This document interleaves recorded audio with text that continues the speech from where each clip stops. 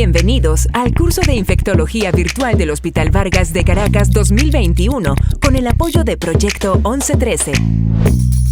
Suscríbete al canal para obtener información y actualización de este curso. Clase 8.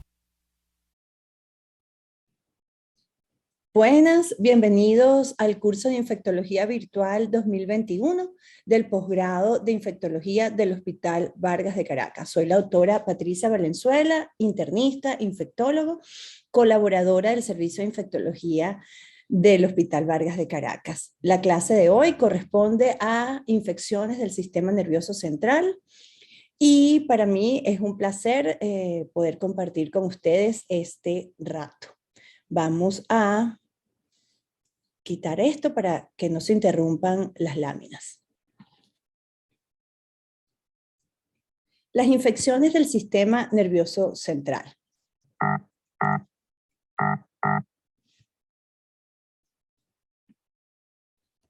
Son principalmente meningitis, que puede ser aguda o crónica, absceso cerebral y encefalitis. Vamos a hablar de la epidemiología, la clínica, etiología y diagnóstico de la meningitis aguda. En cuanto a su epidemiología, tenemos que la meningitis causó 250.000 muertes en 2019. La principal causa de meningitis es de origen bacteriano y las bacterias involucradas en esto son meningococo, neumococo, Haemophilus influenza tipo B y estreptococos del grupo B. De hecho, fueron responsables de más del 50% de las 250.000 muertes por meningitis que fueron reportadas por todas las causas en 2019. Una de cada 5 personas afectadas queda con secuelas devastadoras a largo plazo, con un impacto emocional, social y económico, tanto individual y familiar, importante. La meningitis aguda puede ser adquirida en la comunidad. También hay meningitis aguda asociada a la atención de salud, que anteriormente era denominada intrahospitalaria o bacteriana, nosocomial y recurrente. La etiología de la meningitis adquirida en la comunidad más frecuente es Streptococcus pneumoniae, Neisseria meningitidis, que puede ser del grupo A, B, C, W, X, E, Y, Haemophilus influenza tipo B, Streptococcus galactiae del grupo B y Listeria monocitógenes. Cuando agrupamos las bacterias causantes de meningitis aguda bacteriana por grupo de edad, tenemos que en los recién nacidos los más importantes o los más frecuentes son neumococo, estreptococos del grupo B, Listeria monocitógenos y Escherichia coli. En bebés y niños más grandes, neumococo, meningococo, Haemophilus influenza tipo B, estreptococos del grupo B. Los más grandes, adolescentes, es decir, a partir de 18 años, tenemos meningococo y neumococo. Y los adultos mayores tenemos neumococo, meningococo, Haemophilus influenza, estreptococos del grupo B y Listeria monocitógenes. Nos podemos dar cuenta que entonces estreptococos del grupo B y Listeria participan sobre todo en las edades extremas de la vida como agentes causantes de meningitis bacteriana. En New England Journal of Medicine en 2004 hicieron una revisión interesante de la meningitis bacteriana, haciendo un paneo, una visión a lo largo de los últimos 90 años, disculpen. Y vemos cómo varía la tasa, el porcentaje de la tasa de casos fatales a lo largo del tiempo, sobre todo hacia la década de los 50, vemos cómo la introducción en el tratamiento de neumococo de penicilina, pero a dosis de sistema nervioso central o a dosis meningia, hace un impacto importante en la disminución de los casos fatales. Y se mantiene luego cuando en la década de los 90 aparecen las cefalosporinas de tercera generación y se mantiene la disminución de la tasa de mortalidad cuando a esta cefalosporina de tercera generación se le asocia vancomicina por las variaciones en la sensibilidad de neumococo a penicilina. Cuando vemos tratamiento para Haemophilus influenza, vemos que sobre todo a partir de la década de los 60, la introducción de ampicilina en el tratamiento de la meningitis causada por causa una disminución importante de la mortalidad y se mantiene cuando a partir de los 80 aparecen o se introducen las cefalosporinas de tercera generación en la terapéutica de la meningitis por Haemophilus influenza. Y con respecto a meningococo tenemos que en definitiva cambió lo que era su mortalidad cuando aparecen las penicilinas. En este caso se usaba ampicilina más cefalosporinas de tercera generación y vemos que se mantiene a lo largo del tiempo la disminución de la tasa de mortalidad porque hubo un discreto incremento en esa década y bueno, ahí fue donde se introdujo el cambio de antibióticos. También hay una revisión de meningitis bacteriana en Estados Unidos desde 1998 a 2007, salió publicado en 2011, y nos vamos a pasear por estos mismos gérmenes causantes de meningitis bacteriana, meningitis aguda, en niños. Son las mismas bacterias, pero vemos que en menores de 2 meses el principal protagonismo lo tiene estreptococo del grupo B, y a medida que aumentamos la edad hasta 11, 17 años, comienza a aparecer como germen más importante neumococo o Streptococcus pneumoniae. No deja de participar también, sobre todo en los más grandes, 11 a 17 años, Neisseria meningitidis. Cuando vemos qué ha sucedido en los adultos, vemos que a partir de los 18 años hasta los mayores de 65 años, el germen más importante y más frecuentemente productor de meningitis bacteriana aguda es neumococo o Streptococcus pneumoniae. En adultos jóvenes y adolescentes tenemos que meningococo, Neisseria meningitidis, tiene también un segundo lugar que no es menos importante, pero que va disminuyendo en el transcurso del tiempo. Cuando revisamos los datos epidemiológicos de este estudio, nos damos cuenta que puede haber un discreto inclinación hacia lo que es sexo masculino. Bueno, ya dadas por las características del país donde se hizo, el predominio es de raza blanca, pero vemos que hay una enfermedad o una afección de base en todo el grupo que se revisó. Hay una condición de inmunosupresión, hay una afección crónica, es fumador, mayor de 65 años, la mitad no tenía ninguna en particular, pero sumamos que la otra mitad sí tenía alguna condición de base que lo hacía propenso a padecer meningitis bacteriana. Aquí lo más importante es entender que la tasa de meningitis bacteriana ha disminuido desde 1998, pero aún cuando este valor es inferior, sigue siendo causa de muerte la meningitis bacteriana. Y pues en definitiva, la vacunación contra Haemophilus influenza y contra neumococo reduce el riesgo en los niños de sufrir este tipo de meningitis. Y además, bueno, ahora tenemos pues que cuidar a nuestros adultos mayores, a la tercera edad, porque por diferentes razones se deja de cumplir el esquema de vacunación contra neumococo o no se reciben los refuerzos correspondientes. Con respecto a meningitis virales, que también producen meningitis agudas, la causa más frecuente de meningitis aséptica aguda es el enterovirus, puede estar en un patrón endémico o epidémico, afecta a pacientes de todas las edades, y el diagnóstico definitivo se establece con detección directa del ARN del virus en líquido cefalorraquídeo, y cuando se hacen estudios, sobre todo epidemiológicos de saneamiento ambiental, se puede hacer en heces. Otros virus que pueden producir meningitis, parotiditis, herpes virus como Epstein-Barr, herpes simplex y varicela zoster, sarampión, influenza y arbovirus. Tanto herpes virus como arbovirus también son agentes causales de encefalitis. Haremos un comentario más adelante al respecto. pero también podemos tener meningoencefalitis, podemos tener meningitis sola o encefalitis sola, aunque la diferenciación no es fácil de realizar en la práctica. Aquí tenemos un dato súper valioso, que esto corresponde al boletín epidemiológico que elaboraba y publicaba en su página web el Ministerio de Sanidad, el Ministerio de Salud del país.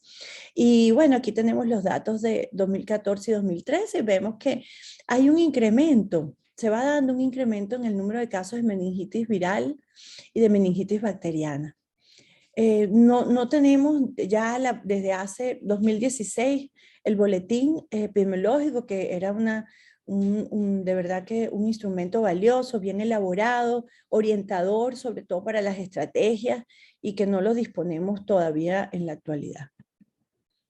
Aquí tenemos que para abril 2018 el doctor Edgar García, pediatra intensivista del Hospital General del Sur, lo hace en Panorama, abril 2018.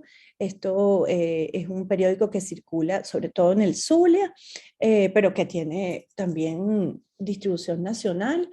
Y su página web actualmente hace la denuncia de que hay un déficit de vacunas y que hay un incremento de enfermedades infecciosas que habían desaparecido o se habían hecho menos frecuentes. Y dentro de esas que menciona es la meningitis. ¿Qué factores pueden predisponer? Bueno, en Neisseria meningitidis podemos tener personas portadores asintomáticos nasales y en garganta. También la infancia y la adolescencia pueden ser un factor de riesgo, y dentro de ellos déficit de complemento, asplenia, ausencia de la vacuna por Haemophilus influenza tipo B es una de las primeras causas de por qué en adultos podemos ver meningitis por este germen, porque en líneas generales nuestros niños reciben vacuna, o por lo menos en la serie primaria reciben su vacuna contra Haemophilus influenza tipo B. Streptococcus pneumoniae puede estar presente también en nasofaringe. Hay algunas condiciones que pueden predisponer a infección invasiva, sobre todo aquellas que pueden generar inmunosupresión, fractura de la lámina cribiforme. Listeria monocytogenes viene del tracto gastrointestinal o la placenta, por eso es que las embarazadas también son un grupo de riesgo para infecciones por Listeria monocytogenes, y también se favorece cuando hay una disminución de la inmunidad celular. Haemophilus influenza en líneas generales, como les comenté, podemos verla más en adultos que en niños, y sobre todo podemos verla es en niños no vacunados. Vamos a hablar de meningitis asociada a la atención médica, que antes la llamábamos nosocomial, bueno, hasta hace poco, o intrahospitalaria. Aquí tenemos una revisión muy completa, 2010, de meningitis bacteriana nosocomial, y bueno, es esa inflamación de las meninges que recubre, pues ya sabemos, cerebro, médula espinal, pero que está asociada a algún procedimiento en cráneo, en sistema nervioso central, alguna neurocirugía, trauma craneoencefálico, y que posteriormente comienza a presentar signos y síntomas de infección en sistema nervioso central. Aquí vemos los posibles mecanismos cuando se realiza la craniotomía, para drenaje, por ejemplo, hematomas subdurales, pues puede ser ese el antecedente más importante. Cuando se colocan catéteres para derivaciones externas del líquido cefalorraquídeo, también cuando hay procedimientos pues que punción lumbar o anestesia en esta zona de la columna, pues senos paranasales, afectaciones contiguas de lo que es sistema nervioso central, fractura de base de cráneo, afectaciones en la órbita. Todos estos pueden ser el inicio, pues, o la puerta, el foco para producir una infección asociada a la atención de salud. En ITSA, Clinic Infection Disease, tenemos una revisión muy completa de unas guías para el tratamiento de lo que en la actualidad llamamos ventriculitis y meningitis asociada a la atención de salud. Es 2017, no ha tenido una actualización desde esa fecha. La que se está actualizando es la de meningitis como tal, y está en proceso. Es importante que esta meningitis se pueda asociar con una variedad de procedimientos invasivos, que ya los mencionamos. Es un espectro diferente de microorganismos. Aquí participan bacilos gramnegativos que suelen tener resistencias importantes o multiresistentes porque son del ámbito de la atención sanitaria, estafilococo. Y bueno, los pacientes presentan síntomas clínicos durante su hospitalización o pueden aparecer ventriculitis y meningitis después del alta hospitalaria o incluso años después, y por eso es importante tener el antecedente quirúrgico de procedimiento o de traumatismo en cuenta. Actualmente el término que se acusa es ventriculitis y meningitis asociadas a la atención médica y es más representativo de los diversos mecanismos que incluyen incluso la colocación de dispositivos que pueden conducir a este tipo de enfermedad infecciosa grave. Bueno, puede haber cefalea, náuseas, letargo, cambios o deterioro del estado mental o del estado neurológico, sugieren infección, signos de flebosis en donde se inserta el tubo de la derivación subcutánea, sugiere infección, fiebre sin otra fuente que pueda justificarla, también puede sugerir infección, síntomas y signos de peritonitis o dolor abdominal, abdomen agudo, que a veces pensamos que es quirúrgico, es importante y debemos pensar que puede haber un proceso infeccioso porque sobre todo en aquellas personas que tienen derivaciones o válvulas ventrículo-peritoneales. Los síntomas y signos de pleuritis son importantes cuando la derivación es ventrículo-pleural. También se plantea que si hay bacteriemia y la demostramos y la persona tiene una derivación ventrículo-auricular, pues es clara evidencia de infección. Puede sugerir, más no es contundente, como por ejemplo las mencionadas previamente, que glomerulonefritis pueda sugerir o se pueda asociar a infección posteriormente. Todo cambio del estado mental o deterioro del estado neurológico en pacientes con drenajes ventriculares externos sugiere infección. Un nuevo episodio de gancho febril, leucocitosis en líquido cefalorraquídeo en pacientes con drenajes externos también puede ser sugestivo de infección. Aquí, bueno, de todo lo que es neurocirugía o traumatismo craneal, cefalea, fiebre, evidencia de irritación meningia, pues en el contexto de traumatismo craneoencefálico, neurocirugía reciente, debemos pensar en infección. Igualmente cuando aparece la fiebre. Y en las bombas de infusión intratecal también hay que tomar en cuenta la aparición de fiebre sin una justificación, que bueno, puede estar infectada la herida y tenemos que estar pendientes porque esto se puede extender y ser un cuadro más grave. ¿Cuáles son los hallazgos en el líquido cefalorraquídeo? Siempre nos orientamos hacia el recuento de células, glucosa y proteína, pero es posible que las anomalías del recuento de las células del líquido cefalorraquídeo, que los valores de glucosa o proteínas no sean los indicadores más confiables para evidenciar o confirmar la presencia de la infección de la ventriculitis y meningitis. Es posible que el recuento esté normal, que las proteínas no estén muy elevadas, que la glucosa no esté muy baja. Y la coloración de Gram a lo mejor no nos evidencia las formas bacterianas, entonces aquí tenemos que seguir, no podemos descartarlo, tenemos que seguir indagando. En definitiva, son los cultivos de líquido cefalorraquídeo los que van a tener la última palabra para hacer el diagnóstico. Si los cultivos inicialmente son negativos, se recomienda que se dejen al menos durante 10 días más, porque bueno, hay gérmenes de crecimiento lento como el Propionibacterium acnes, y esta es la recomendación. Si por alguna razón se retira el catéter, la derivación, el drenaje, es conveniente, y si hay sospecha de infección, mandar a cultivar, mandar a bacteriología este drenaje. Hemocultivos sobre todo se recomiendan si la derivación es ventrículo auricular, pero lo que es definitivo es que si los cultivos de líquido cefalorraquídeo son positivos, únicos o con múltiples en pacientes con pleocitosis de líquido cefalorraquídeo, hipoglucorraquia o un recuento celular en aumento y con síntomas clínicos sospechosos de ventriculitis o meningitis, esto es indicativo de infección. Y esto es muy importante tenerlo claro, que siempre debemos mandar a cultivar, obtener el líquido cefalorraquídeo y mandar a cultivar. Bueno, también tenemos que la pleocitosis en el líquido cefalorraquídeo con cultivo positivo y la clínica son pues asociados en el contexto de neurocirugía o traumatismo craneoencefálico, se asocian a ventriculitis o meningitis, igual que la hipoglucorraquia, concentraciones elevadas de proteínas. Los cultivos cuando hay estafilococos áureos o bacilos gramnegativos son indicativos de infección, y si hay algún desarrollo de otro patógeno como hongo o fúngico también son indicativos de infección.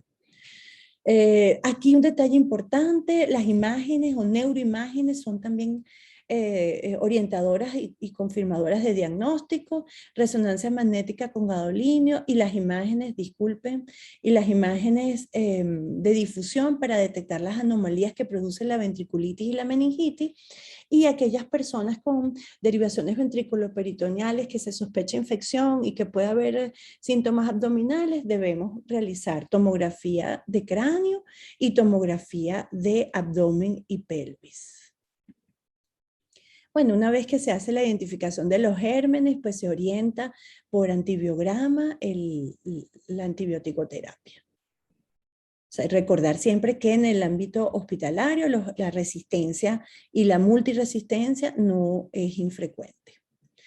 En este trabajo italiano de 2015, en 10 unidades de terapia intensiva de Italia, de 271 pacientes con catéter ventricular que tenían un promedio de tener el catéter de 13 días, más o menos el 11% tuvieron ventriculitis o meningitis probada o probable. Es decir, hay que tenerlo presente. Una vez que se identifica el patógeno a través del cultivo, bueno, ahí vamos a ver si es estafilococo, si es meticilino resistente o meticilino sensible para decidir si vamos a usar oxacilina o vancomicina. También es importante entender que la terapia debe ser similar a estafilococos aureus, aun cuando el estafilococo sea coagulasa negativo. Y debemos siempre orientarnos por el antibiograma. Y por eso es importante conocer la resistencia bacteriana de nuestra institución. Si es Propionobacterium acnes, la recomendación es penicilina. Si es un bacilo gram negativo y no es productor de beta-lactamasas de espectro expandido, usamos cefalosporinas de tercera generación que tiene buena penetración en el sistema nervioso central. Si estamos hablando de pseudomonas y hay sensibilidad, cefepime, ceftazima, meropenem, esto es lo que se recomienda. Hay alternativas en antibióticos como astronano fluoro o fluoroquinolona, según la actividad in vitro, eso es muy importante, el antibiograma. Si el bacilo gram negativo es productor de beta-lactamasas de espectro expandido, pues debemos usar un carbapenem y el que se recomienda es meropenem. Si aislamos un acinetobacter y hay sensibilidad a carbapenem, usamos meropenem. Si es resistente a meropenem, pues ya tenemos que plantearnos el uso de colistin, que puede ser tanto intravenoso como intratecal. Y hay una recomendación que hacemos de la infusión prolongada de meropenem, es decir, 1 gramo, si la función renal lo permite, 1 gramo en 3 horas cada 8 horas. Y si tenemos aislamientos de cándida, recomendamos anfotericina B-liposomal, no está disponible en el país, pero bueno, a veces aparece, a veces no. Se combina con 5-fluoxitocina y una vez que se estabiliza el paciente, que hay mejoría clínica, podemos hacer el cambio a fluconazol. También sí es sensible a este. Y cuando es aspergillus o Exederohilum, usamos voriconazol. Con respecto a la clínica, en meningitis bacterianas en adultos, la adquiría en la comunidad, la sensibilidad de la tríada clásica, fiebre, rigidez de nuca y estatus mental alterado es baja, 44%, pero casi todos los pacientes presentan mínimo 2 de los 4 siguientes síntomas: cefalea, fiebre, rigidez de nuca y estatus mental alterado, es decir, menos de 14 puntos de Glasgow.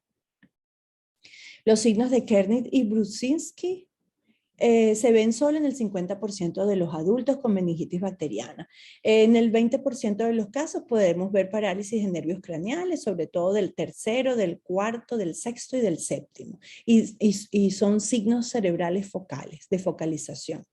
30% de los casos pueden tener convulsiones y papiledema en menos del 1% de los casos en etapas tempranas y cuando está presente hay que hacer diagnóstico diferencial. El 50% de los casos de meningococcemia con o sin meningitis se presenta con un rash, lo cual puede sugerir otra etiología o confirmar o hacernos sospechar su etiología. El rash es similar y puede ser visto también en esplenectomizados con sepsis fulminante por Streptococcus pneumoniae y Haemophilus influenza tipo B. Este es el rash. Luego tenemos, bueno, las complicaciones que pueden quedar, puede haber falla cardiorrespiratoria, puede haber trastornos hidroelectrolíticos, edema cerebral, convulsiones, coagulación intravascular diseminada, mielitis, etc. Indicaciones para realizar punción lumbar, bueno, si hay la sospecha de infección del sistema nervioso central, meningitis aguda, debemos hacer punción lumbar, pero esta es la posición para colocar al paciente para el procedimiento, por lo general necesitamos ayuda. Este es el ángulo de introducción de la aguja de punción lumbar en el espacio intervertebral. Y siempre nos hacemos una pregunta si es necesario hacer tomografía antes de la punción lumbar. Este es un trabajo de 2001 donde se discute al respecto. Aquí tenemos pues las posibles áreas que se afectan, edema cerebral, más acá, más abajo, hemisferio, corteza. El riesgo y el temor es que haya pues infarto, haya irritación de la corteza y se puedan presentar convulsiones, que al hacer la punción lumbar hay un descenso abrupto de la presión y eso puede generar una herniación transtentorial y eso puede causarle la muerte al paciente. Pero vemos que en este trabajo la decisión de los médicos de obtener una tomografía antes de realizar la punción lumbar fue en 235 pacientes, hospitalizados estaban 156 y pues iniciaron terapia empírica en 124. Pues el estatus a la primera semana, vemos que bueno, ya estaba normal 232, cefalea persistió persistente después del procedimiento, déficit neurológico, muerte pocos y la data. Esto es realmente, bueno, los datos de aquellos pacientes en los que se sospechó meningitis y si se iba a hacer o no la tomografía antes de la PL. Y vemos que en 179 de los pacientes la tomografía fue normal. Y lo más interesante es que los 56 que tuvieron la tomografía anormal, había una lesión focal sin efecto de masa en un 29, una lesión no focal sin efecto de masa en 12, una lesión focal con efecto de masa apenas en 9, una lesión focal con leve efecto de masa 2 y una combinación de focal y no focal lesiones sin efecto de masa en 4. Pero el predominio era de que no había lesiones o contraindicaciones, alteraciones en la tomografía.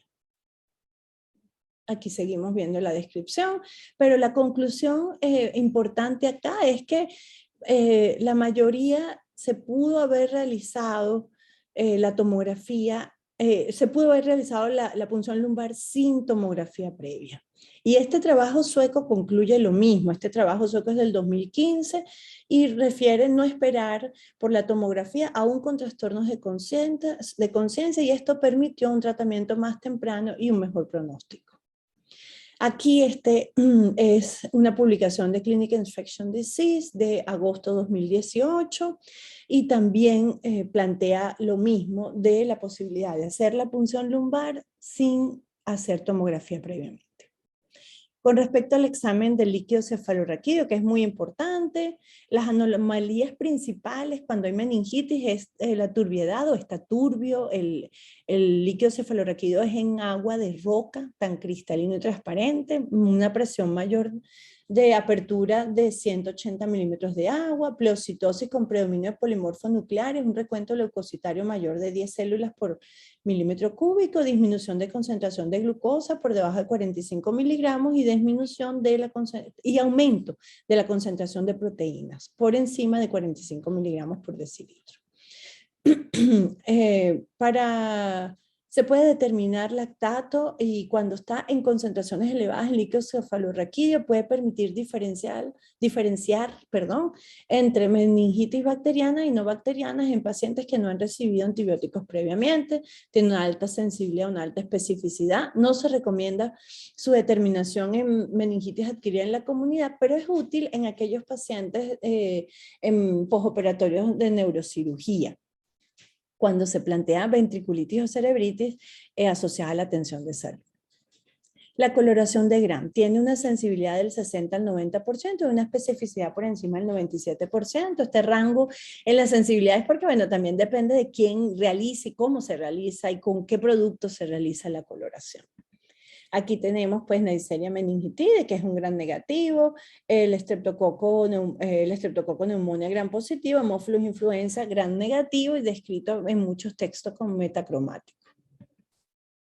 También podemos realizar pruebas de aglutinación de látex y tenemos esto sobre todo para aquellos gérmenes que son capsulados productores de meningitis y que se aglutinan los antígenos de esa cápsula y bueno, podemos ver que hay un ligero aclaramiento de la suspensión en 2 a 10 minutos, pero se produce aglutinación inicial o aglutinación visible, aquí lo vemos como manchadita. Y cuando es positiva y negativa, bueno, es más una apariencia lechosa.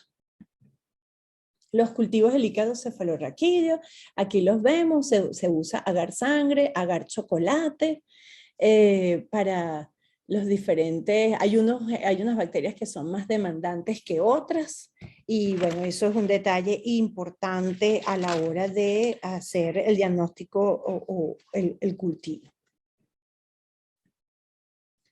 Se plantea también poder realizar diagnóstico con GeneXpert, que se está usando, ha sido de muy buen uso para diagnóstico de PCR, para diagnóstico de tuberculosis, y bueno, se plantea que se puede hacer también para las bacterias y que sea recomendado. Con respecto pues a meningitis bacterianas adquiridas en la comunidad, bueno, aquí lo que seguimos viendo es que tanto neumococo como meningococo siguen siendo los gérmenes más importantes, que dejan más secuelas neumococo que meningococo. Bueno, que sigue siendo grave, que puede haber alteraciones de los pares craneales, de los nervios craneales que ya les comenté. La enfermedad meningocócica es un espectro muy amplio. Meningococo puede producir muchas entidades. Esta es una revisión también de New England de 2001, súper interesante, y vemos que meningitis por meningococo, bacteriemia por meningococo, meningococcemia con o sin meningitis, el síndrome de Fredericksen-Waterhouse, es esta meningococcemia, también puede producir infección en la vía respiratoria superior, y también puede producir conjuntivitis, artritis séptica, uretritis, bueno, puede producir de todo, es un espectro amplio. Aquí tenemos todo lo relacionado a la quimioprofilaxis, que se mantiene más o menos igual hasta la actualidad, con rifampicina, con ciprofloxacino o ceftriaxone. Destaquemos de manera importante que es al contacto cercano, al cuidador, a la enfermera o al residente o al estudiante que ayudó a mantener la posición del paciente cuando se le iba a hacer la punción lumbar. Esos son los contactos cercanos. Y bueno, hay un cambio importante en lo que es la infección por meningococo con la aparición de la vacuna. Y aquí tenemos que, bueno, hacer mención que tienen indicación aquellos que viven en los campus o dormitorios, residencias estudiantiles, los microbiólogos, los militares, personas con condición de supresión y los viajeros, sobre todo al cinturón de la meningitis en África. Aquí vemos el impacto, en definitiva, de la disminución de las hospitalizaciones al iniciar la vacunación contra un solo serogrupo, después agregando los demás hasta la tetravalente, y vemos que se ha mantenido en el tiempo. De todos modos, en la clase de vacunas hablaremos al respecto. Aquí también vemos lo mismo. Estos son datos de CIREVA, que es un sistema de vigilancia de gérmenes respiratorios y productores de enfermedades invasivas y de meningitis.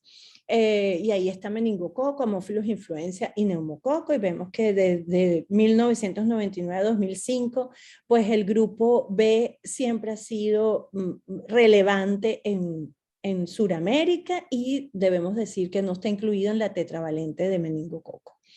La sensibilidad, bueno, se ha mantenido hasta ahora sensible a penicilina. Esperemos que siga así. Aquí hubo una alerta en el 2011 por la doctora Enza Espadola de 26 aislamientos que se hicieron, que fueron enviados al Instituto Nacional de Higiene. Pues 4 de 20 tenían una sensibilidad disminuida a la penicilina. En este momento, enero 2015, el doctor Jaime Torres hace la denuncia de un caso de un muchacho sano, previamente sano, masculino, 19 años, en Sucre, que hizo una enfermedad meningocócica invasiva aguda con meningitis, y bueno, el término fue fatal, y la verdad es que no se hicieron mayores... mayor seguimiento, o por lo menos no sabemos, no tuvimos esa información, y se identificó que era por el grupo W135. Aquí tenemos datos rápidos de Listeria monocytogenes, que como les dije, puede producir meningitis en las edades extremas de la vida. Pues sabemos que es un bacilo gram positivo, es facultativo, flagelado, las poblaciones de riesgo, las edades extremas de la vida, los niños pequeños, recién nacidos sobre todo, mayores de 65 años, en los embarazados también es importante, y en los inmunosuprimidos. Aquí vemos, pues, estos son datos tomados de Chile. Chile 2013, recién nacidos, embarazadas y adultos mayores son los grupos más importantes, y también todos aquellos con alguna condición de inmunosupresión. En cuanto a los antibióticos, ya también vieron los principios de antibiótico-terapia, pero necesitamos actividad bactericida en líquido cefalorraquídeo, buena penetración al líquido, integridad de la barrera hematoencefálica, concentración buena en líquido cefalorraquídeo y también en plasma, o en periferia, y actividad intrínseca. Aquí, bueno, tenemos que de 16 años a 50 años, pues el germen meningococo neumococo, cefalosporina de tercera generación con vancomicina. En combinación, mayores de 50 años, agregamos listeria y bacilos gram negativos, y en consecuencia dejamos el mismo esquema y sumamos ampicilina para la actividad contra listeria. Siempre ha sido controversial el uso de dexametasona, esteroides, y puntualmente dexametasona en meningitis, y su uso y sus beneficios han sido casi exclusivamente en meningitis por neumococo, pero siguen siendo controversiales. Aquí tenemos algo también, pero sobre todo relacionado con lo que es fractura de base de cráneo, traumatismo craneoencefálico, después de o posoperatorios de neurocirugías, las derivaciones del líquido cefalorraquídeo, y cuando hay factores de riesgo. Esto es importante, sobre todo todo lo que es neuroquirúrgico y derivaciones, que son las que están relacionadas con cerebritis y ventriculitis asociadas a la atención de salud. El uso de esteroides, que ya se lo comenté, y meningitis crónica, vamos rápidamente a mencionar que es un cuadro de meningitis que puede durar 4 semanas o más, que los síntomas se mantienen, fluctúan, cambian, empeoran progresivamente. El interrogatorio es importante, y sobre todo identificar si hay alguna condición de inmunosupresión. Se plantean tuberculosis, micosis endémicas como coccidoides e histoplasmosis, neurocistocercosis, no olvidar neurosífilis, criptococosis meningia, que es frecuente en nuestros pacientes con VIH, y hay un tercio de pacientes que, a pesar de hacer toda la evaluación, interrogatorio y todos los exámenes, no le hacemos diagnóstico etiológico. Hay una revisión muy buena en New England Journal sobre meningitis crónica, que pueden buscarla para actualizarse más estos datos que les estoy diciendo. Agregan algunos otros gérmenes, además de los que les mencioné, y hongos, también parásitos como toxo. Insisten en que se debe evaluar al paciente exhaustivamente, el estudio del líquido cefalorraquídeo, la prueba del antígeno de criptococo, los cultivos, las proteínas, BDRL, Bueno, todo, placa de tórax, PPD por sospecha de tuberculosis. Aquí, bueno, aquí está, este es el estudio para la realización del Expert Ultra para tuberculosis, para meningitis y tuberculosis, que tiene una alta sensibilidad. Y de hecho, una alta sensibilidad tan igual o superior a lo que es el cultivo del líquido cefalorraquídeo. Y acá este es de Lancet Infection Disease 2021, es súper interesante porque neurosífilis siempre se ha tratado con penicilina, pero las dosis son altas y el intervalo de dosificación es frecuente y eso prolonga la hospitalización del paciente. Entonces se planteó tratarlo con ceftriaxona y los resultados fueron igual de buenos que con penicilina. La prevención con vacunas, tenemos vacunas contra Haemophilus influenza tipo B, neumococo, tenemos 2 tipos de vacunas, para meningococo también, de esas hablaremos con detalle en la clase de vacunas, la quimioprofilaxis ya se la mencioné, y el aislamiento sobre todo en meningococo, aquellos que son brotes. También es importante que derrotar la meningitis para el 2030 es una iniciativa de la Asamblea Mundial de la Salud que estableció una hoja de ruta en noviembre de 2020, aborda todas las meningitis independientemente de la causa, y los objetivos son eliminación de epidemias de meningitis bacteriana, reducción de casos prevenibles por vacuna en un 50% y de muertes en 70%, reducción de la discapacidad y mejora de la calidad de vida tras padecer meningitis.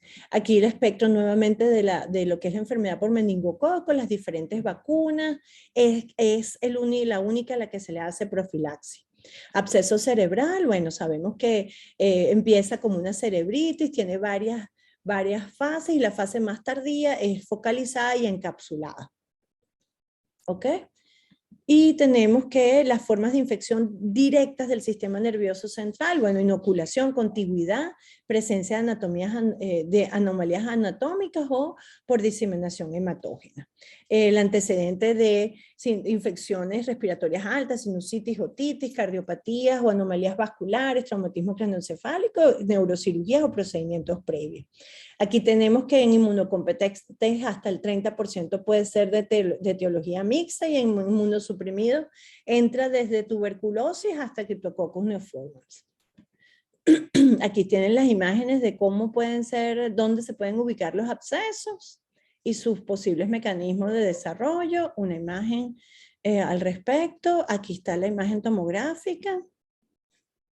Hay condiciones que predisponen como VIH, neutropenia, los trasplantados, aquellas lesiones que son contiguas y bueno, todo lo que sea pues diseminación hematógena que involucre lo que es endocarditis bacteriana, por ejemplo. Encefalitis, pues la más frecuente es por herpes virus, que ya se los comenté, pero también debemos mencionar que el virus del Nilo occidental, una de cada 150 personas infectadas por este virus hace una enfermedad grave. En la encefalitis equina occidental, 3% de los afectados mueren. Y es más grave en niños. En la encefalitis equina oriental, las formas más severas, es una de las formas más severas, 30% de los casos es mortal y en caso de sobrevivir deja secuelas graves importantes. Encefalitis de la Croix, sobre todo en menores de 16 años, de San Luis es muy rara, pero afecta más a los ancianos. La japonesa es endémica de Asia y se asocia sobre todo en entornos rurales, hay una vacuna para prevenirla, y la encefalitis equina venezolana que causó miles de muertes en una epidemia en Sudamérica. Aquí pues tenemos que la actualización que se hace en 2019 en Current Opinion in Infection Disease sobre herpes, encefalitis por herpes virus es muy buena. Seguimos haciendo diagnóstico igual, líquido cefalorraquídeo, resonancia magnética cerebral con gadolinio y el tratamiento sigue siendo con aciclovir. Esta clase la realizamos en conjunto, la venimos realizando en conjunto el doctor Manuel Guzmán Blanco, y yo desde varios años atrás, y para mí es un orgullo seguir trabajándola con él y actualizándola con él. Yo agradecida por la oportunidad con el doctor Guzmán y con el doctor Comeña de participar en el curso. Y les dejo este mensaje de Juan Pablo II a los venezolanos en el 96. Venezolanos, aunque sean serias las dificultades e inmensos los desafíos, grande ha de ser vuestro empeño. Ante un presente con incertidumbres y un futuro con interrogantes, haced valer las propias capacidades con imaginación y sobre todo con generosidad, confiando en Dios. Yo agradecida por la oportunidad, por compartir con ustedes, estoy a la orden. Se despide la doctora Patricia Valenzuela.